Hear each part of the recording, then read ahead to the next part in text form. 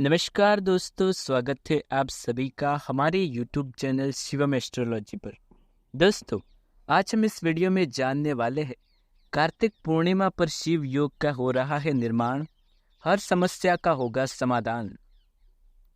इस अवसर पर श्रद्धालु गंगा समेत अन्य पवित्र नदियों में आस्था की डुबकी लगाते हैं। इस वर्ष 27 नवंबर को कार्तिक पूर्णिमा है। इससे एक दिन पूर्व देव दीपावली है। ज्योतिषों की माने तो कार्तिक पूर्णिमा तिथि पर दुर्लभ शिव योग का निर्माण हो रहा है। शास्त्रों में निहित है कि कार्तिक पूर्णिमा तिथि पर भगवान शिव ने त्रिपुरासुर नामक राक्षस का वध किया था। सनातन धर्म में पूर्णिमा तिथि का विशेष महत्व है। इस दिन पूजा जप तप करने का विधान है। इस अवसर पर श्रद्धालु गंगा समेत अन्य पवित्र नदियों में स्नान कर भगवान की आस्था में रहते हैं। कार्तिक पूर्णिमा तिथि पर भगवान शिव ने त्रिपुरासुर नामक असुर का वध किया था। अतः कार्तिक पूर्णिमा पर देव दीपावली भी मनाई जाती है। आइए कार्तिक पूर्णिमा पर बनने वाले शुभ योग और मुहूर्त के बारे में जानते हैं। शुभ मुहूर्त। पंचांग के अनुसार कार्तिक पूर्णिमा तिथि 26 नवंबर को शाम 3:53 पर शुरू होगी, जो 27 नवंबर को 2:35 पर समाप्त होगी। सनातन धर्म में उदया तिथि मान है, अतः 27 नवंबर को कार्तिक पूर्णिमा मनाई जाएगी। शिव योग। कार्तिक पूर्णिमा पर शिव योग का निर्माण हो रहा है। इस योग का निर्माण देर रात 11:49 तक है। ज्योतिष शिव योग को शुभ मानते हैं। इस योग में भगवान शिव की पूजा करने से अमोघ फल की प्राप्ति होती है, साथ ही सभी बिगड़े काम बनने लगते हैं। सिद्धि योग। कार्तिक पूर्णिमा पर शिव योग के बाद सिद्धि योग का निर्माण हो रहा है। इस योग का निर्माण 11:49 पर हो रहा है, जो अगले दिन तक है। ज्योतिष सिद्धि योग को शुभ मानते हैं। करण योग। कार्तिक पूर्णिमा पर भव और बालव करण का निर्माण हो रहा है। भव करण का निर्माण दोपहर 2:35 तक हो रहा है। इसके बाद बालव करण का निर्माण होगा। ज्योतिष दिनों की करण को शुभ मानते हैं। इस योग में महादेव की पूजा करने से अक्षय फल की प्राप्ति होती है। कार्तिक पूर्णिमा पर भूलकर भी न करें ये काम, भुगतना पड़ेगा बुरा परिणाम। वीडियो में आगे बढ़ने से पहले यदि आपने अभी तक हमारे चैनल शिवम एस्ट्रोलॉजी को सब्सक्राइब नहीं किया तो चैनल को सब्सक्राइब करके बेल आइकन जरूर दबाएं और वीडियो को अभी से एक लाइक कर दें। कार्तिक पूर्णिमा पर इन बातों का रखें खास ध्यान। कार्तिक पूर्णिमा के दिन तुलसी पूजा का भी खास महत्व होता है। इस दिन तुलसी के पत्ते नहीं तोड़ने चाहिए और न ही तुलसी के पौधे को जड़ से उखाड़ना चाहिए। घर को खाली छोड़कर नहीं जाना चाहिए, यानी कि अकेला। मुख्य द्वार पर रंगोली जरूर बनाए। इसके साथ ही आम के पत्ते का तोरण बांधे और दीप जलाए। ऐसा करना बहुत शुभ माना जाता है।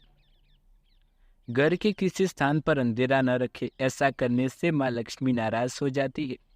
इस दिन तामसी चीजों का सेवन न करें। नॉनवेज और शराब का सेवन करना जीवन में संकटों का बुलावा देता है।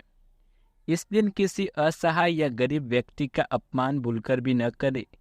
ये आपके पुण्य को नष्ट करेगा। इस पावन पर्व पर किसी से बहस नहीं करनी चाहिए। किसी के साथ अभद्र व्यवहार और अपशब्द कहने की गलती न करें। इस दिन नाखून और बाल नहीं काटने चाहिए। ऐसा करने से जीवन में परेशानियां बढ़ती है। कार्तिक पूर्णिमा के दिन शारीरिक संबंध नहीं बनाना चाहिए। इस दिन ब्रह्मचर्य का पालन आप अवश्य करें।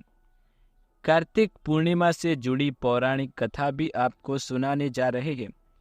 एक पौराणिक कथा के अनुसार त्रिपुरासुर नाम के राक्षस ने तीनों लोक में आतंक मचा रखा था। धीरे धीरे उसने स्वर्ग लोक पर भी अपना अधिकार जमा लिया। त्रिपुरासुर ने प्रयोग में काफी दिनों तक तपस्या की। उसके तप के तेज से तीनों लोक जलने लगे। तब ब्रह्मा जी ने उसके सामने प्रकट हुए और उससे वरदान मांगने को कहा। त्रिपुरासुर ने वरदान मांगा कि उसे देवता, स्त्री, पुरुष, जीव जंतु, पक्षी, निशाचर कोई भी न मार सके। इस वरदान को मिलते ही त्रिपुरासुर अमर हो गया और देवताओं पर अत्याचार करने लगा। तब सभी देवता ब्रह्मा जी के पास पहुंचे और त्रिपुरासुर के अंत का उपाय पूछा।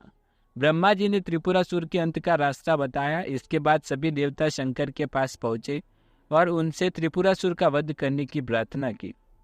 तब महादेव ने उस राक्षस का वध किया। यही कारण है कि कई जगहों पर इसे त्रिपुरी पूर्णिमा भी कहा जाता है। अब दोस्तों आइए हम आपको बताते हैं कि कार्तिक पूर्णिमा पर ये दान अवश्य करें। कार्तिक पूर्णिमा के दिन जरूरतमंद को दान करने से विशेष फल की प्राप्ति होती है। ये दिन लक्ष्मी जी को समर्पित है, इसलिए अक्षत, नारियल और मिठाइयों का भी दान करना शुभ होगा। ऐसा करने से लक्ष्मी जी का आशीर्वाद बना रहता है। इसके अलावा इस दिन अन्न, दूध, फल, चावल, तिल, गुड़, आंवला और कपड़े दान करना चाहिए। ऐसा करने से धन, वैभव और यश की प्राप्ति होती है। इसके साथ ही आर्थिक स्थिति में सुधार आता है और पैसों की कमी भी नहीं होती। गंगा स्नान का क्या महत्व है, ये भी हम आपको बताते हैं। धार्मिक मान्यताओं के अनुसार कार्तिक पूर्णिमा के दिन पवित्र गंगा नदी में स्नान का बहुत बड़ा महत्व है। इस पर्व पर ब्रह्मा, विष्णु, महेश, आदित्य, मरुदगण और अन्य सभी देवता सूर्योदय से पहले स्नान करते हैं। इस दिन ब्रह्म मुहूर्त में स्नान करना सबसे उत्तम समय माना गया है। कहते हैं कि ऐसा करने से जन्म जन्म के पापों का नाश होता है। इस दिन पवित्र नदी में स्नान करने से भगवान विष्णु की कृपा बनी रहती है। इसलिए कार्तिक पूर्णिमा के दिन देश भर के गंगा तटों पर काफी भीड़ लगने को मिलती है। कार्तिक पूर्णिमा के दिन क्यों की जाती है तुलसी की पूजा? कार्तिक के पूरे महीने को भगवान विष्णु को समर्पित माना जाता है और यदि आप इस पूरे महीने में तुलसी की पूजा करते हैं तो विशेष फलों की प्राप्ति होती है। यही नहीं, कार्तिक के महीने में नियमित रूप से तुलसी को जल अर्पित करने से व्यक्ति के कई दोष समाप्त हो जाते हैं। मुख्य रूप से यदि आप कार्तिक पूर्णिमा के दिन तुलसी का पूजन करते हैं और इस दिन तुलसी के सामने दीपक जलाते हैं तो पूरे कार्तिक महीने में नियमित दीपक जलाने की बराबर फल मिलता है। इसी वजह से ज्योतिष में कार्तिक पूर्णिमा के दिन तुलसी की पूजा का विधान बहुत श्रेष्ठ और महत्व बताया गया है।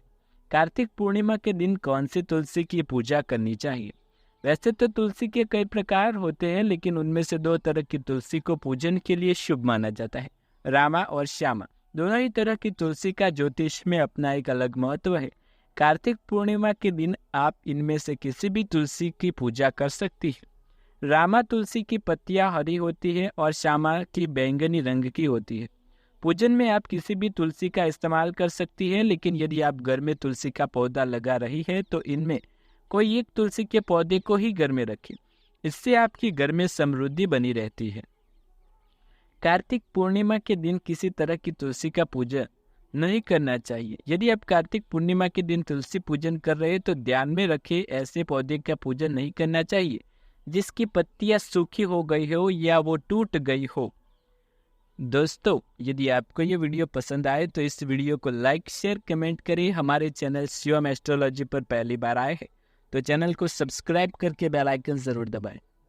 कमेंट में जय श्री माँ लक्ष्मी अवश्य लिखें। हम ऐसी ही नई वीडियो आपके लिए लेकर आते रहेंगे। वीडियो अंत तक देखने के लिए आप सभी का धन्यवाद।